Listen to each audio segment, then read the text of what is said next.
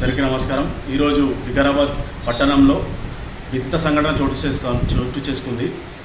ముఖ్యంగా చూసుకుంటే కేసీఆర్ గారు ప్రతిష్టాత్మకంగా చేపట్టిన కంటి వెలుగు కార్యక్రమానికి సంబంధించిన కళ్ళద్దాలు ఈరోజు ఆలంపల్లి కొత్తగడి మధ్యలో ఉన్న చెత్తకుప్పలో సంచులు పడేయడం జరిగింది. కొత్త సీల్తో ఉన్న అద్దాలు, ప్రజలకు ఉపయోగపడే అద్దాలు. ఒక డాక్టర్ని పెట్టి వాళ్ళకి ప్రజలకు చెకప్ చేసి కళ్ళద్దాలు సరిపోయేదానికి దాని చెత్తకుప్పలో తీసి పడేశారు. కాంగ్రెస్ పార్టీ ఏ ఒక్క మంచి పని ప్రజలకు చేయడం లేదు. కేసీఆర్ గారు చేసిన పనిని కూడా వీళ్ళు విమర్శించి దాన్ని కళ్ళద్దాలు పనికి రాకుండా చెత్తకుప్పలో పడేయడం ఏంటని మేము బీఆర్ఎస్ పార్టీ తరఫున ప్రశ్నిస్తూ ఉన్నాము.